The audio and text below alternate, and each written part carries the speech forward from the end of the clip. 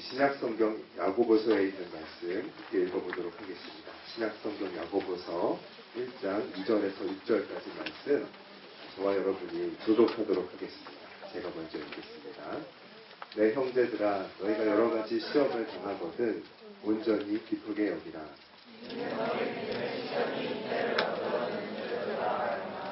인내를 온전히 이루라. 이는 너희로 온전하고 구비하여 조금도 부족함이 없게 하려 함이라.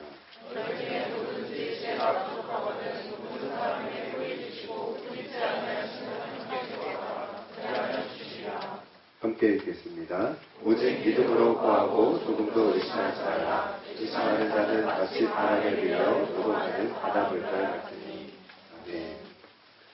오늘 우리가 읽은 성경 본문은 시련에 관한 말씀입니다. 먼저 시련은 무엇일까 정의를 하고 시작했으면 좋겠는데요. 여러분, 시련이 무엇일까요? 이 시련이라는 말은 굉장히 많은 의미들을 담고 있는 것 같아요. 특별히 우리 20대가 지금까지 살아온 그 삶의 크기만큼에서 볼 때는 우리 20대들이 공감할 수 있을 만큼의 그 내용으로 정의하자면 이렇게 말할 수 있을 것 같은데요. 바로 시련은 내가 원하는 대로 다 허락받지 못하는 거예요. 또 시련은 내가 세운 계획을 실패를 통해서 재조정하는 시간을 갖는 거예요. 이게 시련입니다. 우리 뮤일 공동체에는 이런 의미에서 시간을 느리게 살아가는 사람이 한 명 있습니다. 누굴까요? 바로 우리 공동체의 가장 선배이죠. 87돌의 전수연 엘더인데요. 얼굴을 모르시는 분이 있을 것 같아서 한번 띄워주시겠습니까? 이렇게 생긴 사람인데요. 여러분 얼굴 표정이 어때 보이세요? 여러분 어떻게 생각하실지 모르겠는데 이런 얼굴이 인생의 깊이가 있는 얼굴입니다. 제가 이 얼굴 표정을 한번 해석하자면 마냥 즐겁지만은 않은, 그렇다고 절망하지도 않는 현실을 묵묵히 담고 살아가는 얼굴이죠. 여러분, 전수연 형제는 어떻게 이러한 표정을 가지게 되었을까요? 그의 삶에서 시련을 통과했고 또 지나가고 있기 때문입니다. 이 형제는 원래대로라면 공부를 잘 마치고 가업을 이어받을 수 있는 그런 길을 가고 있었습니다. 하지만 하나님의 뜻이, 하나님의 자신을 향한 뜻이 그것과 다르다는 것을 발견했고요. 정반대의 길로 순종하며 살아가기 위해 노력하고 있는 중입니다. 그러니까 어떻게 했어요? 많은 것을 포기해야 했고 또 많은 시간을 그 대가로 지불하고 있겠죠. 느리게 살아. 하지만 적어도 자신이 가는 길에 대해서만큼은 불평하지 않습니다. 묵묵하게 그 길을 가고 있어요. 왜 그럴까요? 시련으로 단련된 깊이를 소유하고 있기 때문입니다. 이 표정을 보면 무섭다고 느끼는 사람이 있을지 모르겠는데요. 마음이 따뜻한 사람입니다. 그 자세한 스토리가 궁금하신 분들은 개인적으로 교제하자고 하면 아마 되게 좋아할 거예요. 외로움을 많이 떠보니까 잘 나눠줄 거예요. 우리 엘더들을 어려워하지 마시고 상담과 신방을 신청하는 여러분이 되었으면 좋겠습니다.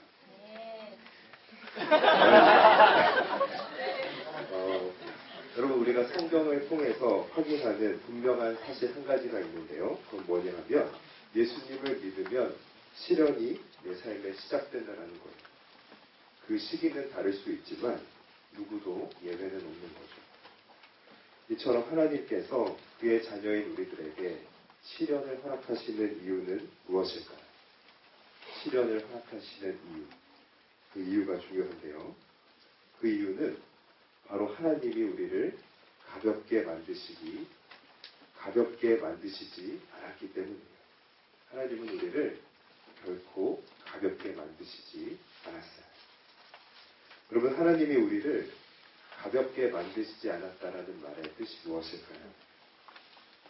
그것은 우리 인생이, 나와 내 가족이 먹고 사는 것. 그게 전부가 아니라는 거예요. 우리 인생이 체면을 남들 앞에서 차리는 것. 그게 전부가 아니라는 거죠. 우리 인생이 남들 앞에서 부끄럽지 않은 것. 그것이 전부가 아닌 인생으로 만드셨다는 거예요. 여러분, 반대로 말하면 어떻게 되나요?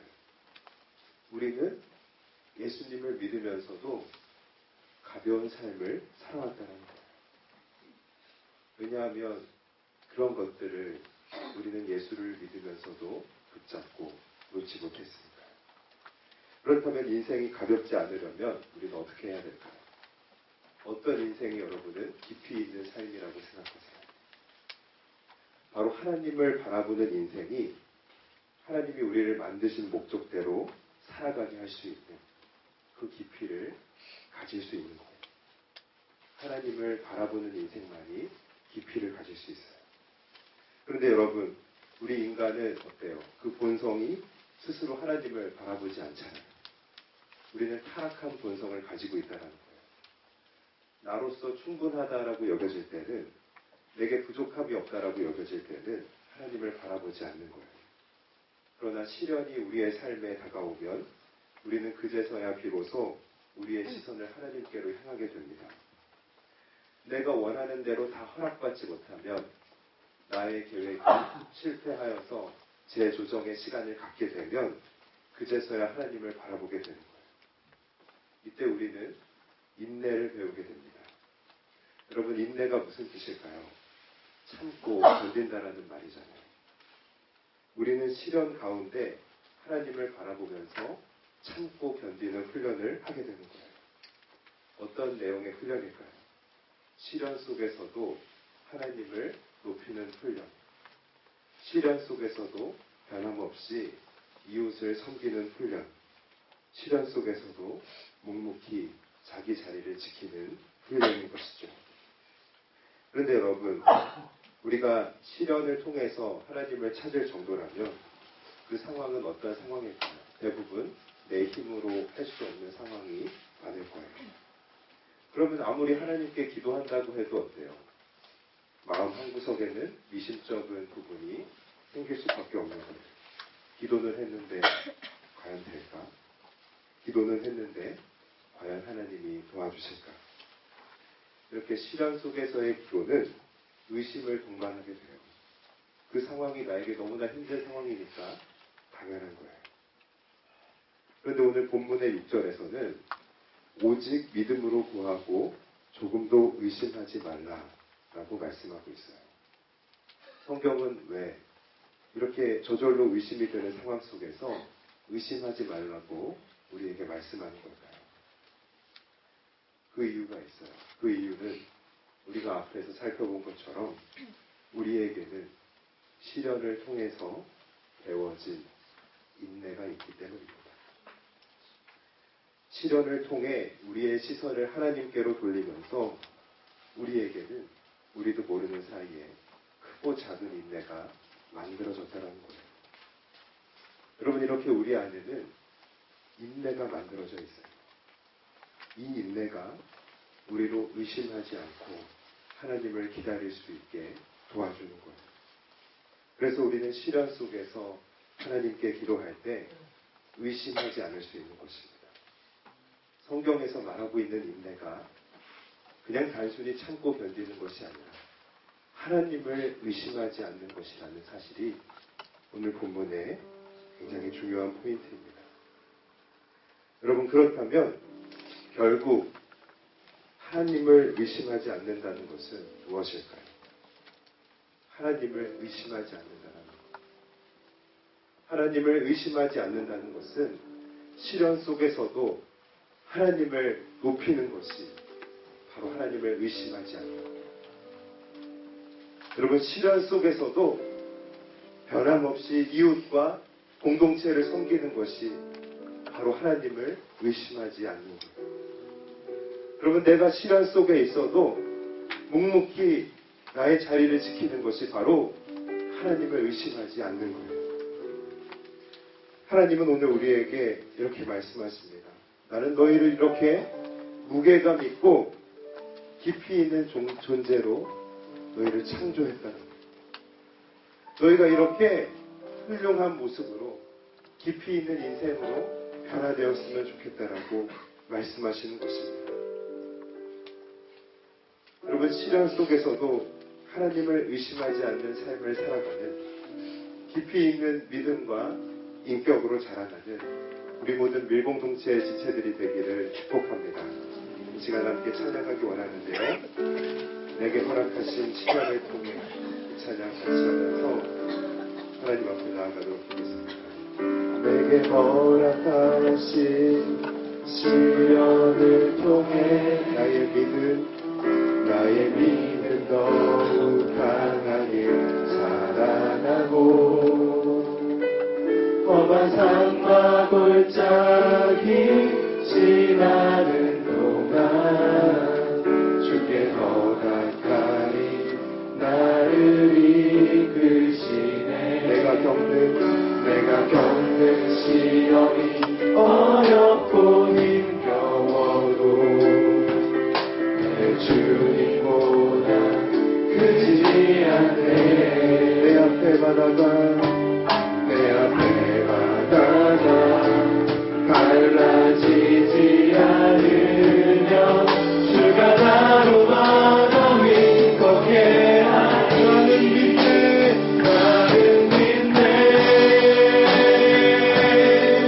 주의 능력으로 내 삶 새롭게 되리. 나는 믿네. 주의 능력으로 담대히 나가리라. 주와 함께 싸워 승리하리라. 얼마나 믿음으로 나 살아가리. 내게 허락하신 시련을 통해 나의 믿음 더욱 강하게 자라나고 험한 산과 골짜기 지나는 동안 주께 더 가까이 나를 이끄시네.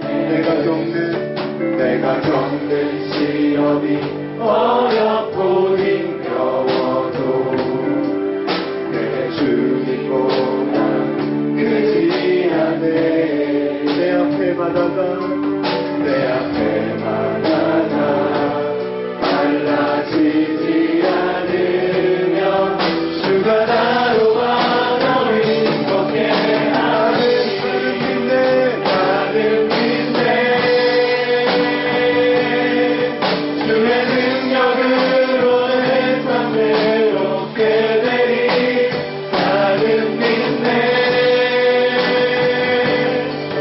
주의 능력으로 담대히 나가리라. 주와 함께 싸워 승리하리라.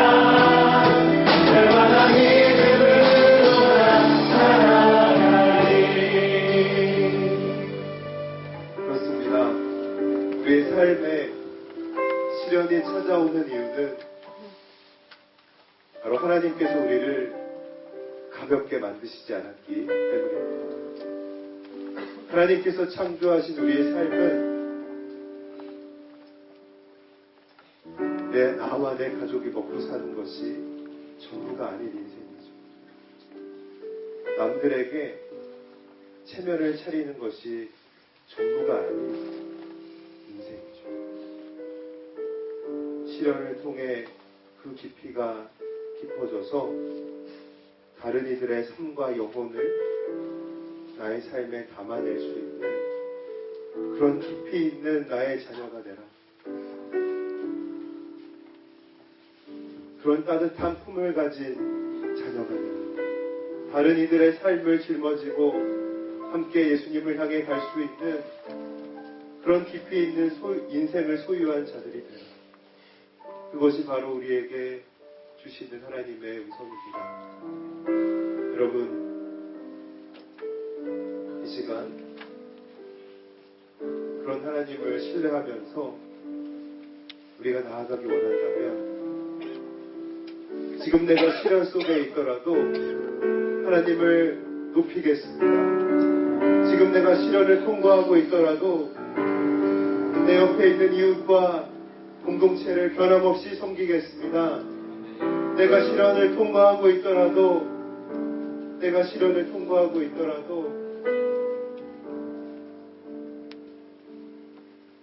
그 하나님을 붙잡겠습니다. 이 시간 이렇게 다짐하며 기도하겠습니다. 우리 주의 이름 한번 부르고 통성으로 함께 기도합니다. 주여 하나님 아버지 하나님, 이 시간 우리에게 주시는 시련의 이유를 밝혀주시고 아버지 바라볼 수 있게 해주신 것 감사합니다. 아버지 하나님께서 우리 인생을 창조하신 그 비밀은 좋은 대학에 들어가는 것이 전부가 아닌 인생이며 내가 부자가 되는 것이 전부가 아닌 인생이며 다른 이들에게 내 이름을 내세울 수 있는 것이 전부가 아닌 인생이었습니다. 아버지 하나님, 시련을 통해 기뻐져서 내 인생을 통해 만나게 하는 그 영혼들을 내 품에 담을 수 있는 자들이 되게 하여 주시옵소서. 하나님 앞에 아버지 것을 붙잡고 나아갈 수 있는 자들이 되게 하여 주시옵소서. 아버지 하나님, 내가 시련을 통과하고 있다면 아버지 하나님, 그 시간 속에서도 주님을 높일 수 있는 자들이 되게 하여 주시옵소서. 시련을 통해서도 주님을 변함없이 섬길 수 있는 자들이 되게 하여 주시옵소서. 아버지 하나님 감사합니다. 시련을 통하여서 하나님 앞에 깊이 있는 삶을 가진 주의 자녀가 되고 싶습니다. 아버지 가운데 시련을 통과하고 있는 지체들이 있다면 그 가운데서도 변함없이 하나님을 높일 수 있는 애를 더하여 주옵소서. 하나님, 이 가운데 시련 속에 있는 지체들, 그 시련은 어렵고 힘들지만 하나님을 의심하지 않고 하나님을 신뢰한다라는 마음으로 나의 이웃과 공동체를 변함없이 섬기게 하여 주시옵소서. 감사드리며 모든 말씀 예수 그리스도의 이름으로 기도합니다. 아멘.